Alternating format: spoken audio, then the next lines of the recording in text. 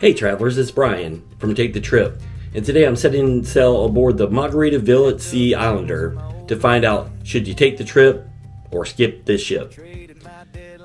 This cruise had everything: great food, amazing staff, and even a hurricane detour. And oh yeah, I found a long lost cousin I didn't even know existed.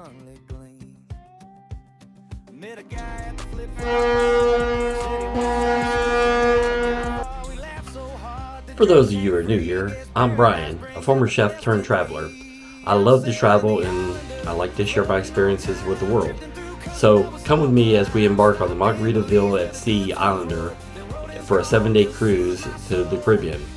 The Islander has a cool backstory. She's actually 25 years old, originally sailing with Costa, before she completely reimagined into a tropical paradise inspired by the one and only Jimmy Buffett. They managed to blend the old school cruise charm with laid-back margarita spirit.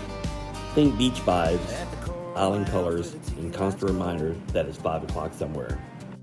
So what do you say? Let's step aboard and get this party started.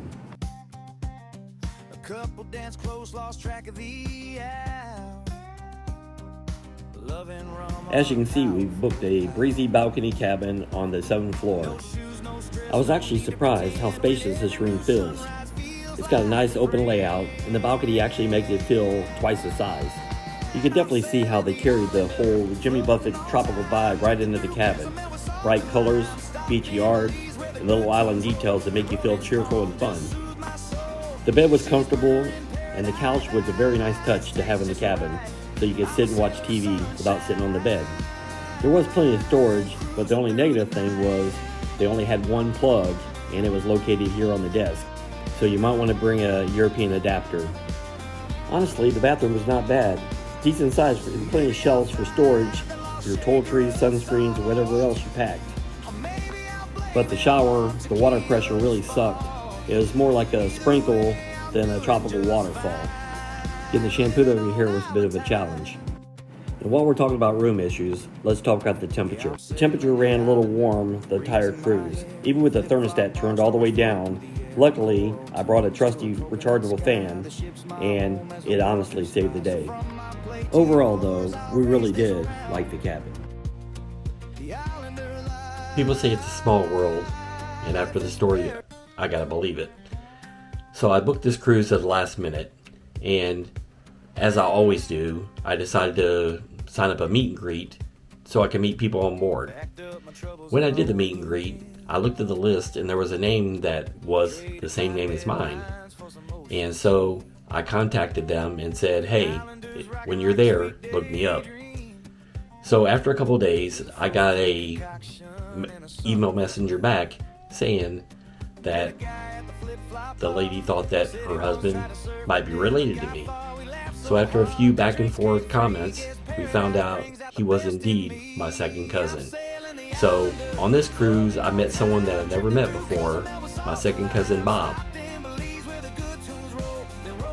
After checking out the cabin, it was time to find my favorite food group, burgers and tacos. If you guys are fans of Guy's Burgers on Carnival, well, Cheeseburger in Paradise is Jimmy Buffett's answer to that. Fresh, grilled burgers, served hot and juicy. They even have a topping bar where you can put whatever you like on it. And honestly, I think I ate here every single day. Located right next door was Mexican Cutie. Here you can choose from a taco or a bowl, and they don't skip on fillings. Whether you want chicken, beef, or a mix of both, they'll load it up just right for you. And they even have a salsa bar where you can choose other additional toppings like salsas, sour cream, and fruit. And let me tell you, it was so delicious. Let's talk about something that really stands out on the Margaritaville at Sea Islander, the decor. From the moment you step aboard, you can tell that they went all out to do the Jimmy Buffett theme, and it works. They really nailed the balance between playful and relaxing. You can tell they didn't just slap up some beach signs and call it a day. They really thought behind it, everything ties together. Whether you're grabbing a drink or walking to dinner, or soaking in the sunset view, the decor keeps you in the no worries mindset. It's colorful, happy, and it's the kind of place that makes you smile every time you walk through it.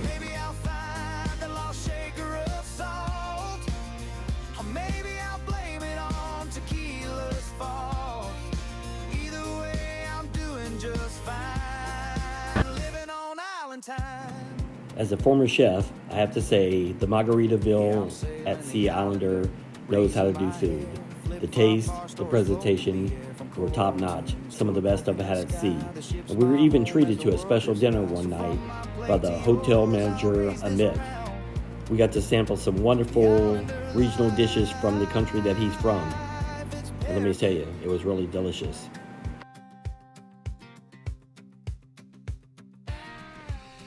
In 25 cruises, I've never been diverted. This time, that was about to change. Hurricane Melissa was blowing into the Caribbean, and it had other plans for our ship. We were originally supposed to go to Jamaica and the Cayman Islands, but the captain came on and said that we need to be changed course, and he decided we were going to Belize and Honduras. So I was happy about the change. I was not looking forward to going to Jamaica. Our first port of call was Cozumel, Mexico. And this is one of our favorite ports. We've been here several times, but this time we decided to do something different and go to Paradise Beach Club. And let me tell you, Paradise is the right name for this place. The moment you walk in is pure relaxation.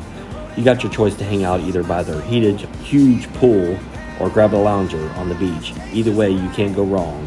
Poolside vibe or ocean breeze. It's island perfection. Once you choose your seat, they bring you a menu and you can choose from endless drinks, food, whatever you want to eat. We started with guacamole, salsa, and some fresh chips. It's lunchtime at Paradise Beach, and I ordered a spicy shrimp pizza. Let's see what it looked like. The shrimp pizza was delicious.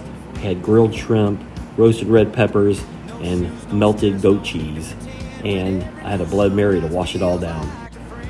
And my wife had a chicken quesadilla and a side salad. Omar was the star of the show. He took great care of us the whole day. We've been to Belize once before. This time we decided to take it the day as it came. We got our group together and decided to do a little shopping around the port area. So we did some shopping and then decided to end up at the Wet Lizard rooftop bar. So we ordered a bucket of beer and decided to get some shrimp tacos. Let me tell you, the shrimp tacos were delicious, fresh, and great. Our group had a great time, hanging out, drinking beers, and eating food, and just enjoying the sun. The weather started getting cloudy. It looked like it was going to rain, so we decided to jump at the tender and head back to the ship.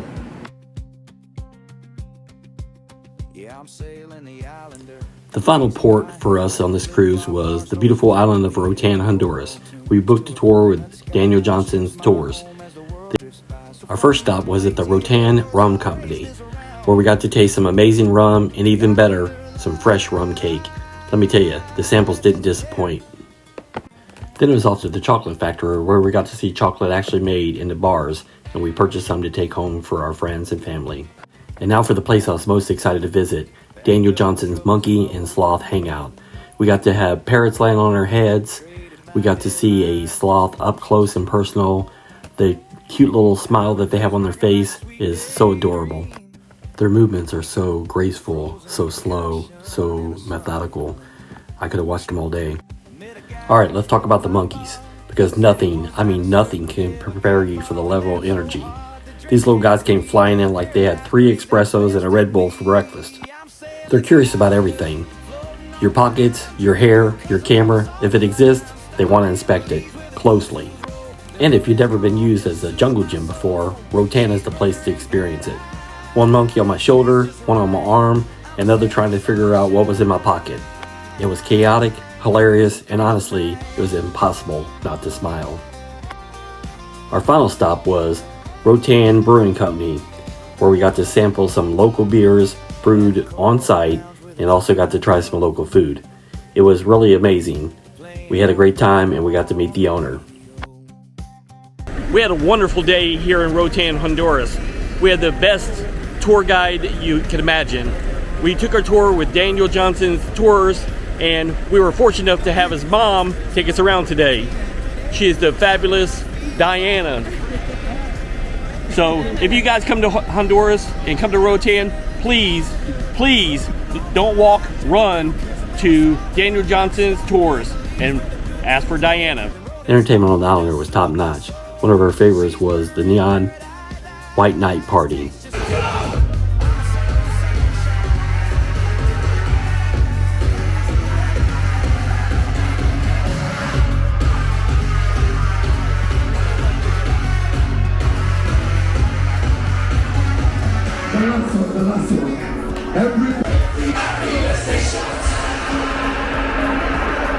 Our friends that we met on board, Vera and Rich, were celebrating their 40th wedding anniversary, so Rich decided to get down on one knee and ask Vera's hand in marriage once again after 40 years. After a few liquid encouragement, I decided to go to the dance floor to all my boobs.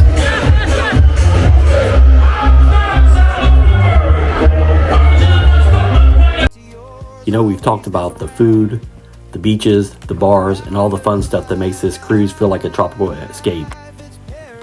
But what really makes this whole Margaritaville at sea experience work is the staff. They are truly the heart of the operation. These men and women work tirelessly, morning and night, and somehow they always smile. They walk down the hallway and every single one of them give you a quick wave and a nod to say, "I hope you're having a great day." So here's to the crew, the unsung heroes who make every moment feel warm, welcoming, and unforgettable. Thank you for everything you do, because without you, the ship wouldn't just slow down, it would stop. You truly keep the Islander alive. Say, one last video before we leave.